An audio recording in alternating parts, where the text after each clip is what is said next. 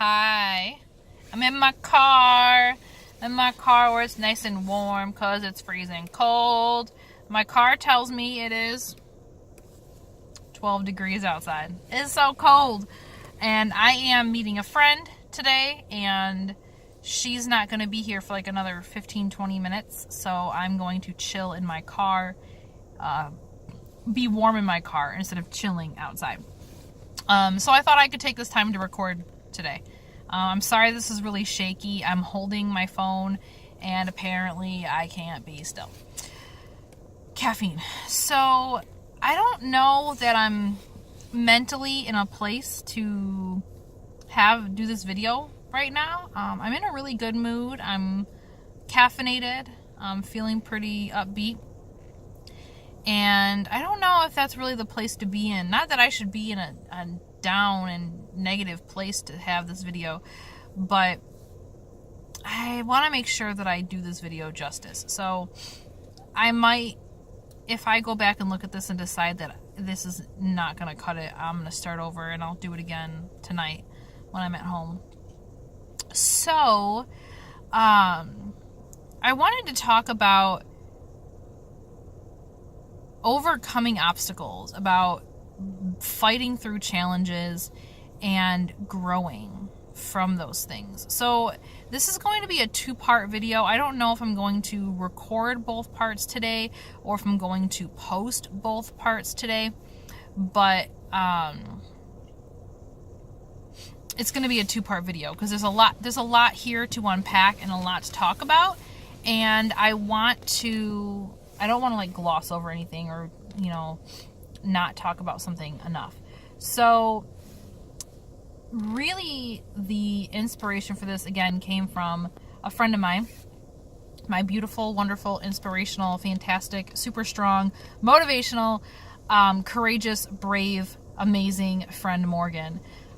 There are not enough positive adjectives to describe this amazing female in my life. I love Morgan. So she inspired me to kind of talk about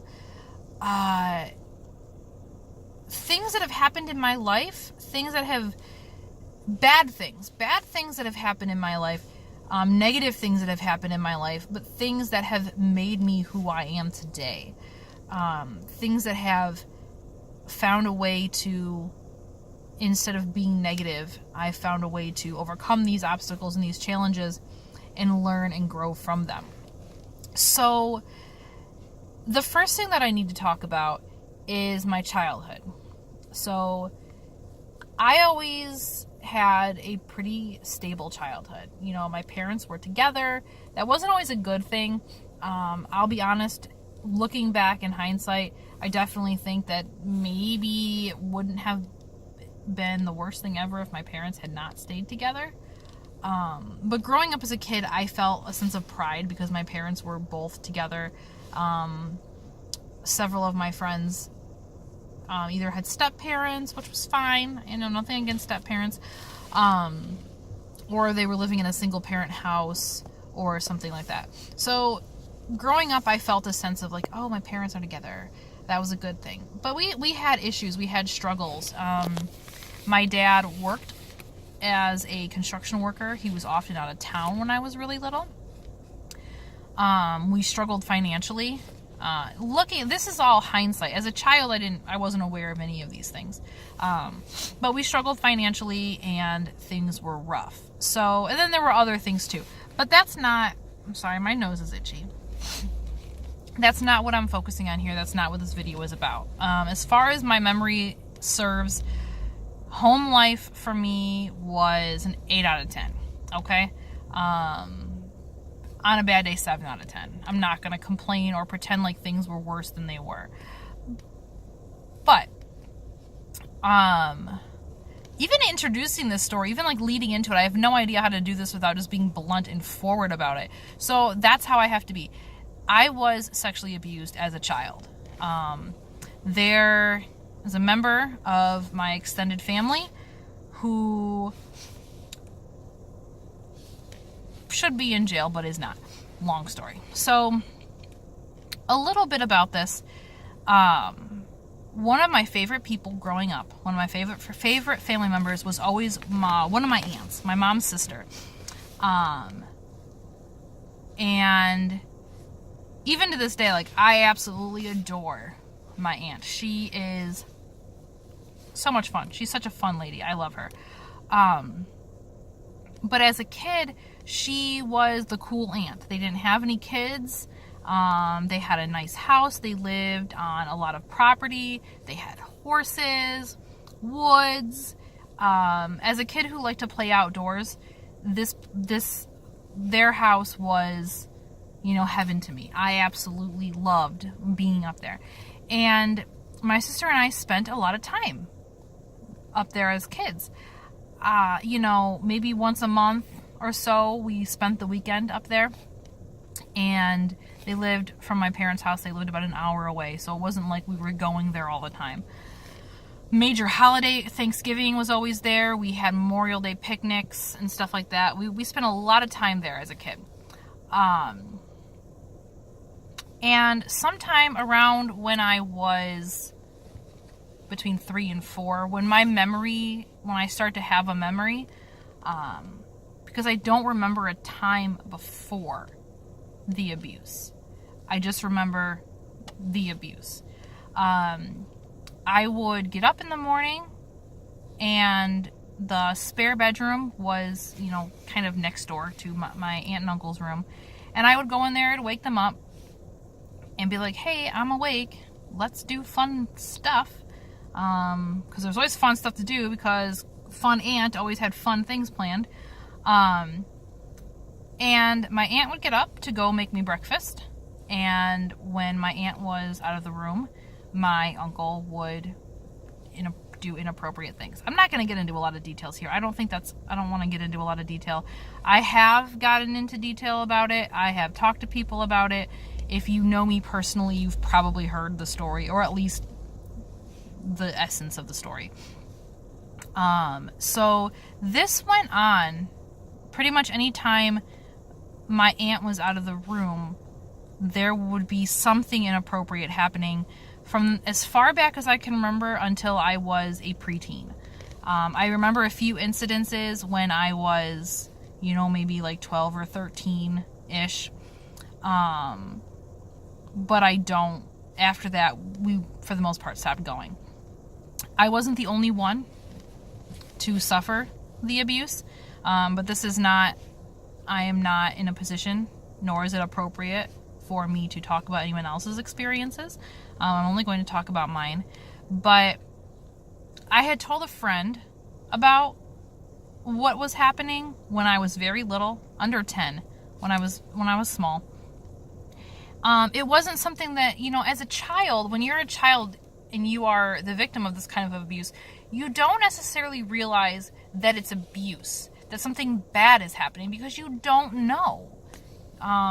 Even if your parents have a talk with you about inappropriate touching, you don't know about it. You don't really realize or make those connections necessarily.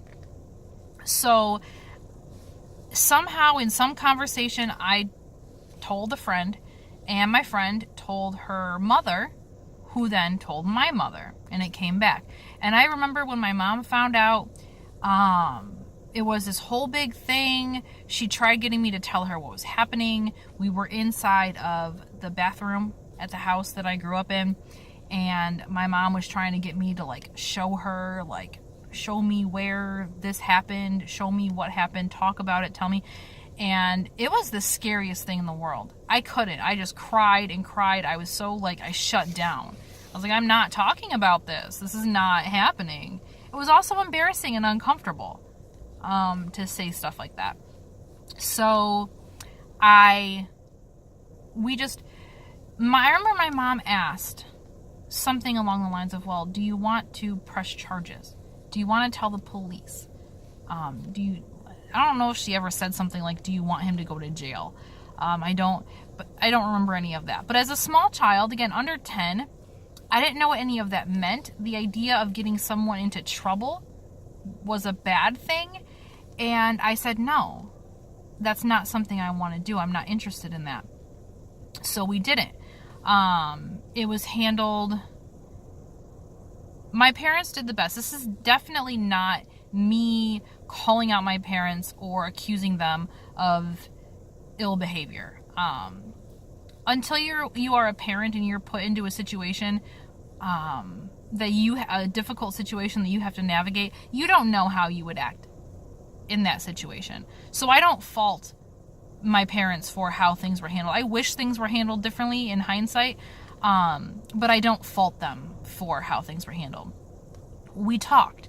They explained to me things that were right versus things that were wrong, and we talked about what to do in case something is happening. It was if he tries to touch you, go find another adult, scream, things like that, things to prevent the situation from happening again. And so we still went up there, not as frequently. We still went up there, and there were fewer and fewer incidences because I now understood it wasn't supposed to be happening and what to do to make it not happen. There's a car beeping, car alarm. So it started happening less and less frequently, and it seemed like maybe everything was, I don't want to say okay, but things were better. At some point around the time that I was maybe 14 or so, we stopped going entirely. We stopped going. At this point in time, my parents were the only ones who knew about it. My parents and then my friend and her mom, obviously. Nobody knew about it. I didn't talk about it. It wasn't something that I even realized in any conscious level of me was something that made me different, something that had affected me. I didn't realize that I had been changed. It wasn't something I was aware of. When I got older, I had my first boyfriend when I was 16. I remember my first boyfriend, my first kiss and all that sort of stuff. He wanted to be a little handsy. A little handsy there. And it made me a little uncomfortable. But I didn't really, again, know why. I didn't have the ability to understand why it made me uncomfortable. That relationship was, first really, it didn't last a few months. My next boyfriend was a little bit younger than me, and at this point I had reached like an awareness of sexuality, and I was aware of the fact that I was a little bit older by like a year and a half of this person, and they wanted to do physical things. And even though I was at an age where maybe that wouldn't have been a big deal, all the cool kids were doing it, I didn't feel like it was the right thing to do in that relationship. Not saying that we didn't fool around or anything like that, but it wasn't anything serious. It didn't go anywhere. But I had told him at some point. I knew that the fact that we weren't doing certain things was bothering him, and I told him, this is why I am uncomfortable. And I started having an awareness. I was about a senior in high school. I was starting to have an awareness of the fact that I have a hard time looking a guy in the eyes. I have a hard time having some kind of a relationship with a male figure because of how it made me feel. I was scared, but I didn't even know I was scared. I didn't realize it. And it was very troublesome and very problematic for me. So I opened up to him, and it was the first time that I really talked to somebody about it. And I wrote him a letter. I've always been better with words. So I wrote him a letter explaining, I don't feel comfortable doing these things, and I'm sorry, but I can't. Not long afterwards, he broke up with me. It was this sappy, we were at my parents' house, and he was crying his face off. It's not you, it's me. I just can't let myself be happy. I mean, I swear to God, it was like... And as a young person, I was like, oh, this must be right. It must be him. It must not be me. But I realized soon afterwards that he had betrayed my trust and my confidence, and I was able to kind of guess that the reason he actually broke up with me was because I wasn't going farther with him. Again, teenagers, I don't hold this against him. This person is still someone I would talk to. I don't have anything against them negatively.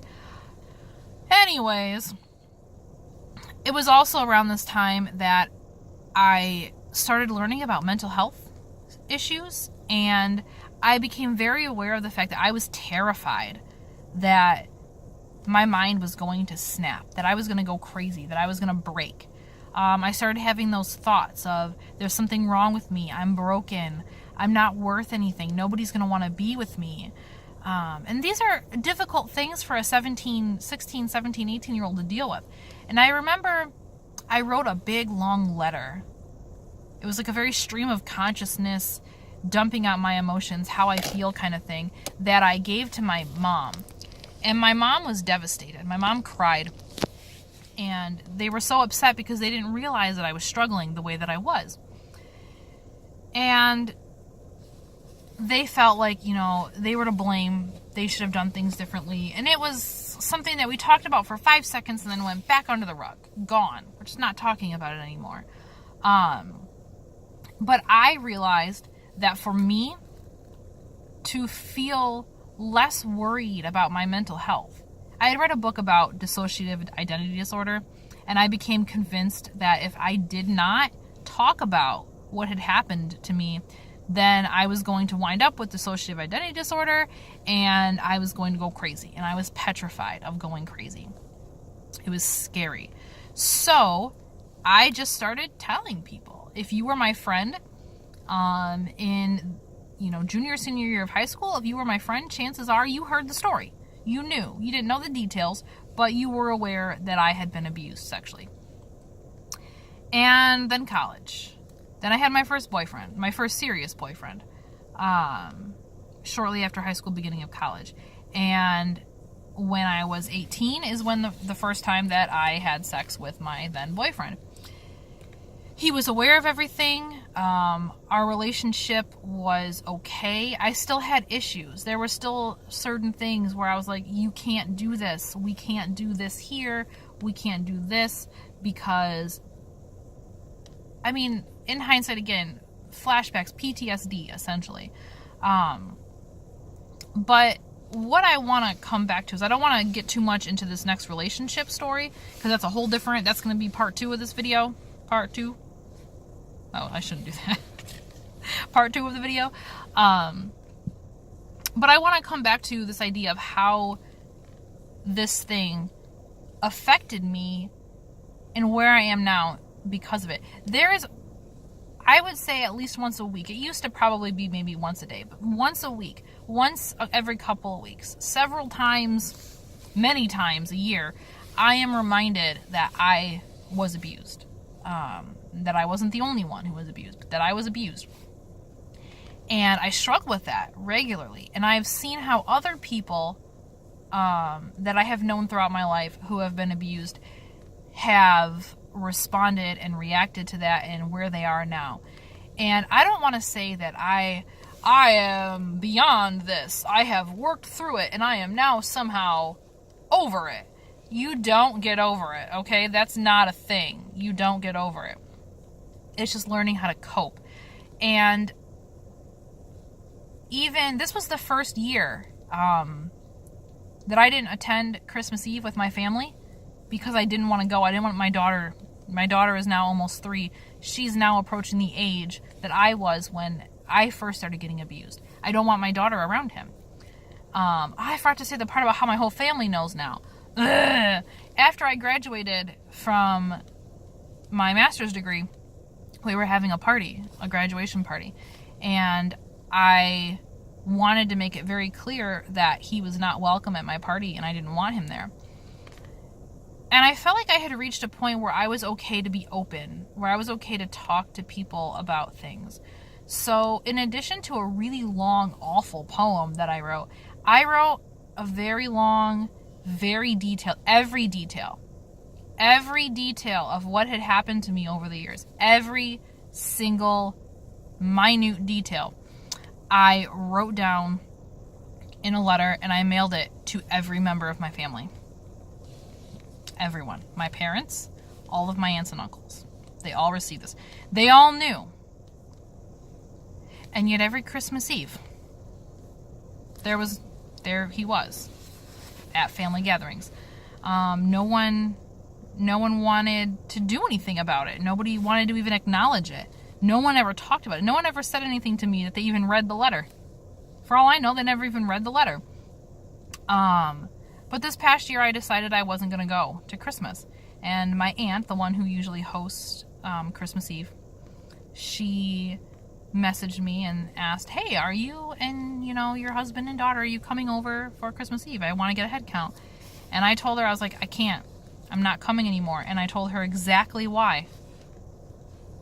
And she never responded.